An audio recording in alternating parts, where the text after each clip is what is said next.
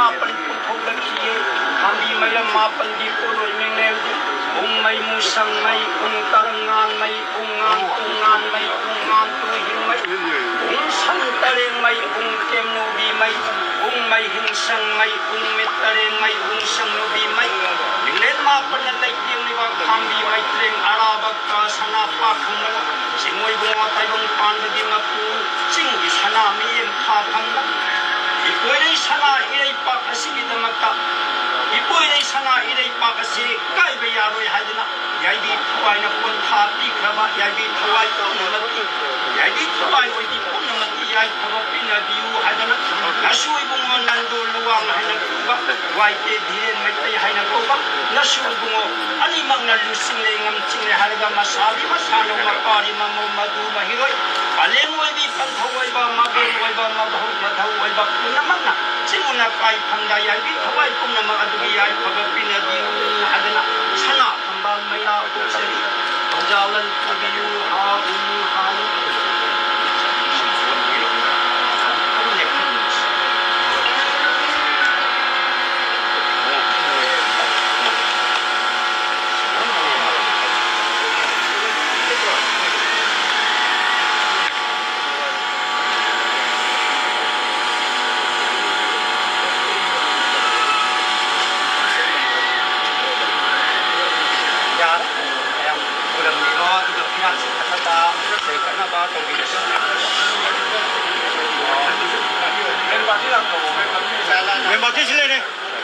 अमुकोमदी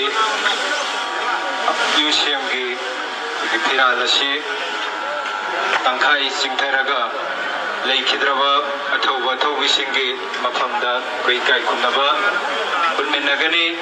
सिगुमनबा एकोगी salute पीबसिदा कोई थांगतागी नुक्सिजरबा इचिनाउसिंगना संसिदबिरगा काय कुनबसी उनमेननबा खंगनजरी अदुगा लेकननबगी ready तौबिरबसिंगदो Kharkhara मनिंगदा हंथबिनबा नोरुना निंगसिंगजरी कोई फिराल तंखाई सिंथरबा कोई सेलुट पीरबा मतुंगदा chairman vice chairman convener co convener लुसिंगगा कोई लेकटपसी हौबिगने अदुना हुजिक कोई इकाई खुमनबा उटपगी थौरम मदु हौजरगे अदुना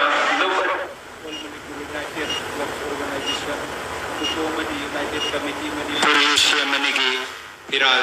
तंखाई सिंथरगा लेखिद्रबा अथौबा थौबी मार्टियर्स ओइख्रबसिंगी मफमदा कायकुनबा उटमिनरगा कोई लेकटपसे होमिनगनी अदुना थांगी सेलुट पीगदबा गिचलेनाउसिंग अदु चतपयाननबा कोई लेकटपिरिबसिंगना खरखरा साइड तौबिननबगिदमा नोरुना निंगसिंगजरी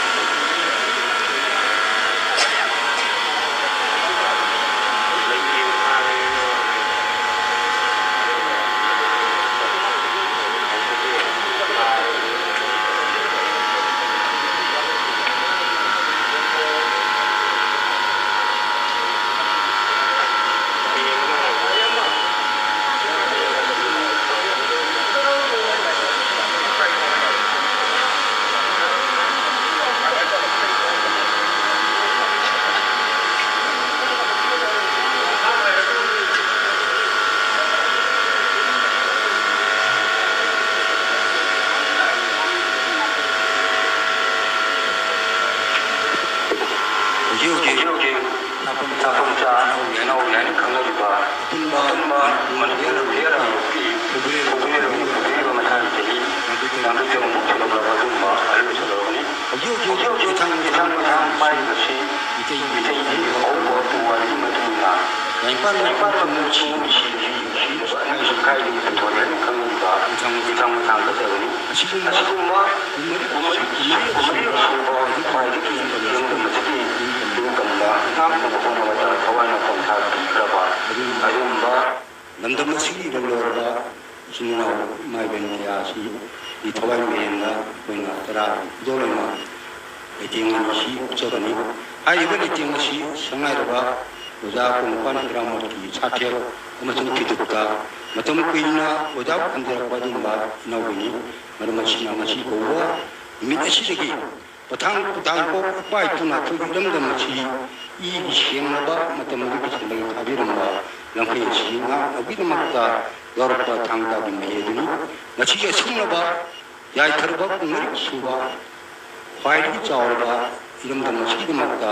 ꯊꯋꯥꯏꯅ ꯄꯣꯟꯊꯥ ꯄꯤꯈꯤꯕ ꯑꯀꯜ ꯑꯊꯧꯁꯤꯡꯒꯤ ꯃꯐꯝꯗ ꯑꯩꯈꯣꯏ ꯏꯄꯥ ꯏꯄꯨꯅ ꯊꯝꯕꯤꯔꯝꯕ ꯂꯩꯊꯛ ꯂꯩꯈꯥ ꯇꯩꯁꯦꯟꯕꯝ ꯀꯌꯥꯗ ꯏꯊꯥꯡ ꯃꯊꯥꯡ ꯍꯥꯏꯅ ꯃꯃꯤꯡ ꯂꯩꯔꯕ ꯑꯗꯨꯒꯨꯝꯂꯕ ꯌꯥꯎꯕꯗꯨꯅꯤ ꯏꯅꯥꯎꯕꯤꯅ ꯃꯈꯜ ꯃꯊꯦꯜ ꯁꯨꯅ ꯌꯥꯝꯅ ꯃꯁꯛ ꯊꯣꯛꯅ ꯑꯀꯜ ꯑꯊꯧ ꯏꯄꯥ ꯏꯄꯨꯁꯤꯡ ꯑꯗꯨꯅ ꯌꯦꯡꯅꯕꯒꯤ ꯃꯃꯥꯡꯗ ꯃꯩꯔꯥꯝꯕꯤꯅ ꯃꯩꯗ ꯆꯣꯡꯁꯤꯟꯕꯒꯨꯝꯅ ꯃꯔꯝꯗꯨꯒꯤꯗꯃꯛꯇ ꯊꯋꯥꯏꯕꯨ ꯁꯥꯟꯅ ꯄꯣꯠꯇꯨꯅ ꯈꯜꯂꯀꯥꯟꯗ ꯏꯔꯝꯗꯝꯅ ꯂꯩ ꯍꯥꯏꯕ ꯋꯥꯈꯜꯂꯣꯟꯗ ꯆꯠꯈꯤꯕ ꯁꯥꯊꯦꯛ ꯁꯥꯎꯟꯗꯨ ꯃꯄꯨꯡ ꯐꯥꯅ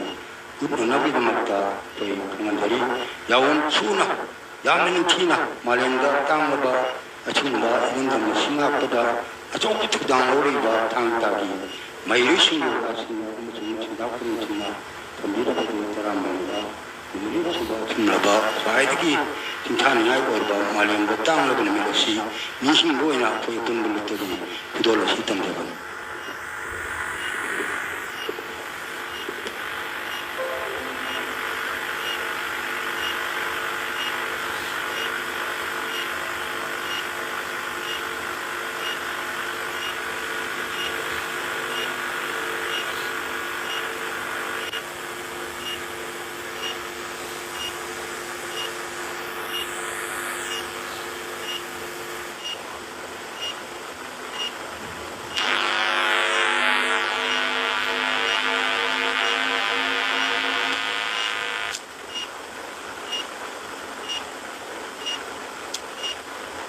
ꯂꯣꯡꯒꯤ ꯊꯧꯃꯤꯁꯤꯡ ꯁꯦ ꯄꯤꯔꯦꯞ ꯏꯔꯩꯄꯥꯛ ꯏꯔꯝꯗꯝꯒꯤꯗꯃꯛꯇ ꯏꯔꯩꯄꯥꯛꯀꯤ ꯂꯝꯈꯩ ꯉꯥꯛꯅꯕꯒꯤ ꯈꯣꯡꯖꯪ ꯌꯧꯐꯝꯗ ꯊꯋꯥꯏꯅ ꯄꯣꯟꯊꯥ ꯄꯤꯈ꯭ꯔꯕ ꯑꯊꯧꯕꯁꯤꯡꯒꯤ ꯃꯐꯝꯗ ꯍꯨꯏ ꯂꯥꯂꯣꯡꯒꯤ ꯏꯀꯥꯏ ꯈꯨꯝꯅꯕ ꯎꯠꯂꯁꯦ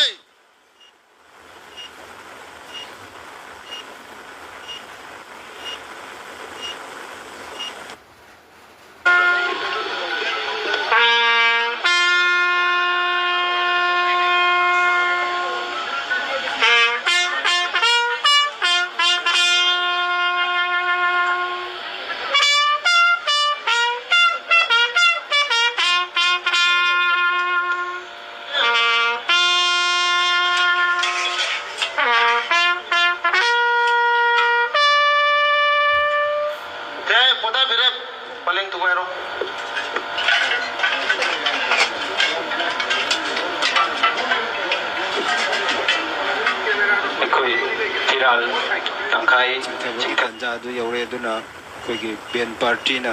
ꯁꯦꯂꯨꯠ ꯔꯦꯗꯤ ꯇꯧꯕꯤꯅꯕ ꯅꯤꯡꯁꯤꯡꯖꯔꯤ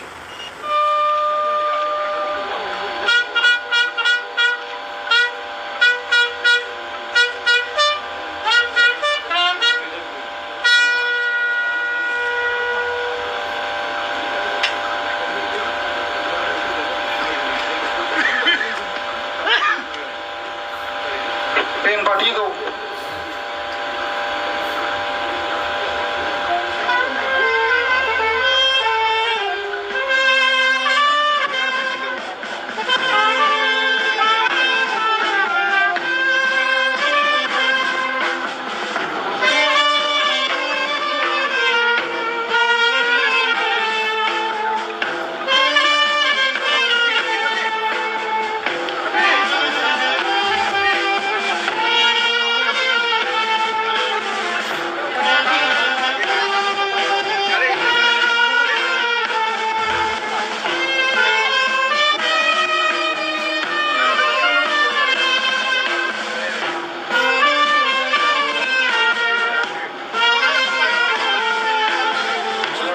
कमिटी चेयरमैन वाइस चेयरमैन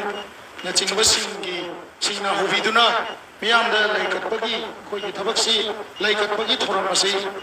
हा तुचबगी तंजा दु लोकसके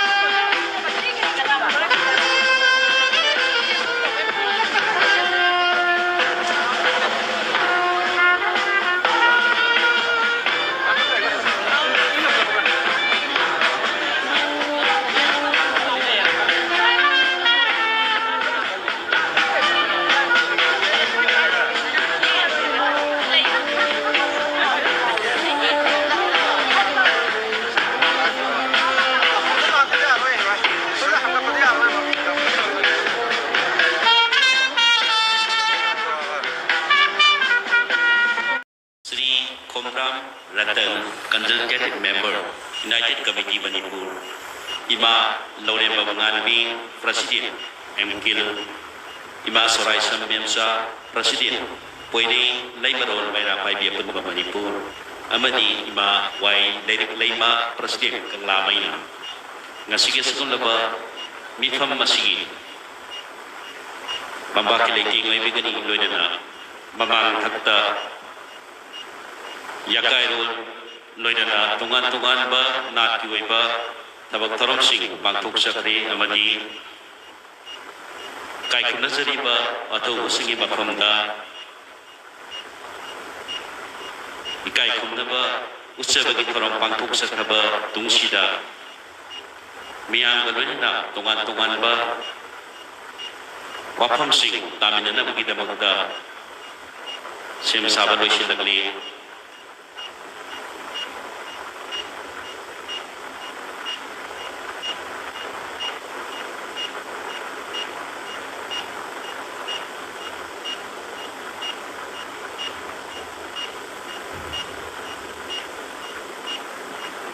Marabaduna Sinjalang Jaripa Lampak Asom Daling Tabirakuna Ay Riba Bitham Masida Niyam Hogna Sarung Yamin Si Haiduna Observation Committee Ki Maikay Degi Lengbi Riba Imay Be Silinaw Laikit Raba Ataw Basingi Mumanu Unamagda Kay kung nabut sa pagulay na wakang masimatang hamzeri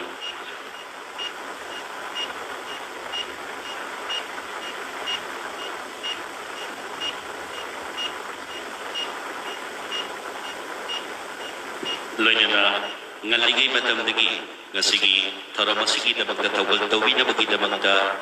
rubragi sa loising wala magsu ngaligay matamdagi lengito na layrabani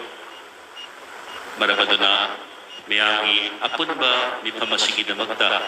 lengbi ba kay kibing na ay ba napakaso na ling kabi nagli hayraga sinjalang jari pa pamlangsung sida lengsin bina na ba Sinjalang Jariba Observation Committee declared Jun Uprising Day Maikay Degi Baikibika Nolong na Paudin Simatang Kaseri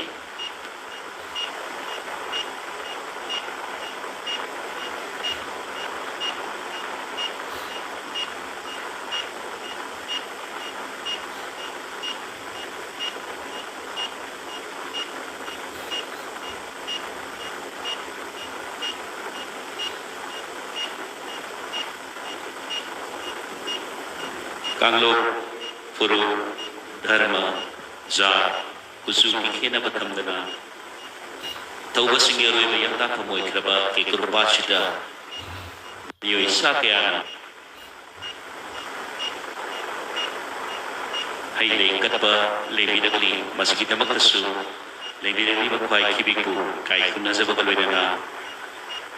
Kogona Taramok Seri Lalang labanan tariway na tungan-tungan ba lupsing haja batare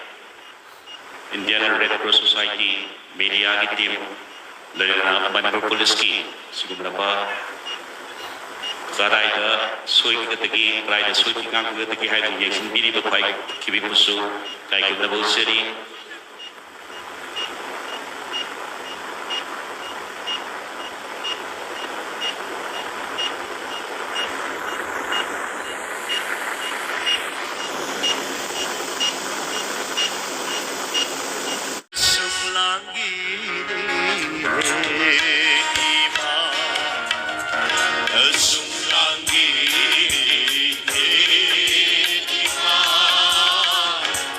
Sungangi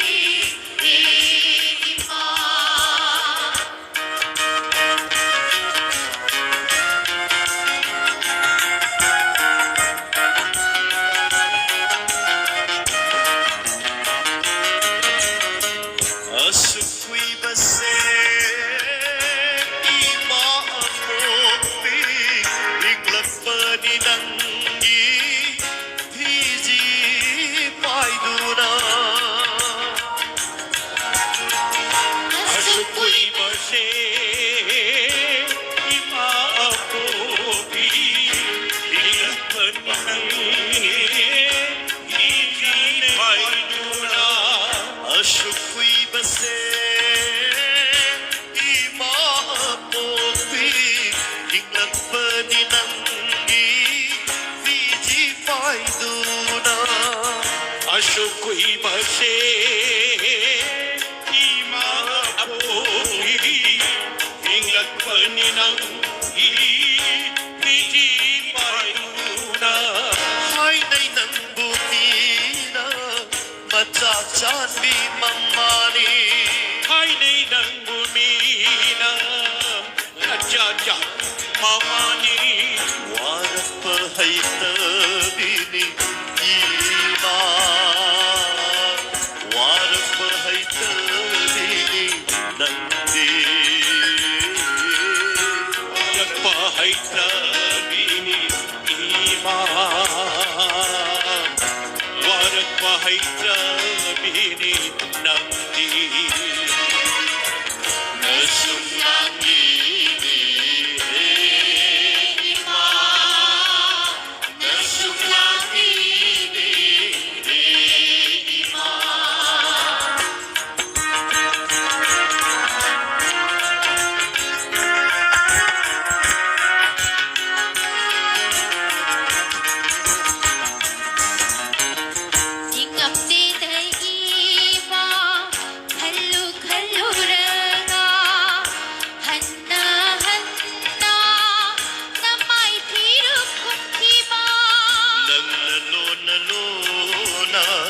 Maisa khang khiba una una ukhire pari namo mai khoina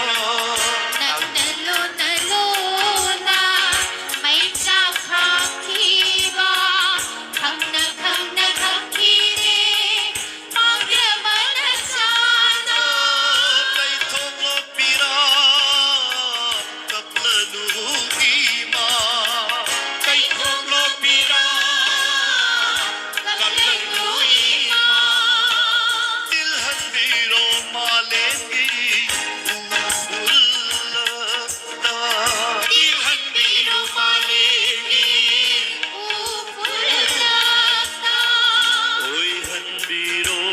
marik amatang oi han biro lairik amatang nasumlangi he ima nasumlangi he ima warau biganu he apopi chatle do nasiri nambu thalo tuna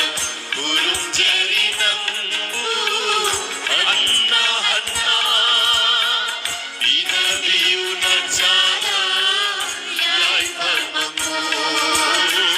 bina biuna chana yai parmamu nasumlangi he ima nasumlangi he ima nasumlangi he ima nasumlangi he ima imagi ngamkhay ngakpada asinong man nakraba pari imagi pari imo mayam nakhoygi sirabashu sidaba khubam phanglabani nakhoygi miyam marakta yauduna matam matamgi ihau irau khol oi nakhoygi laibakta humang mari karakpada ima manipur gi thotnaba khubamna tapna nana teithokpiri imagi loibi phinana tapna liri humduna nasa pumba inghanbiri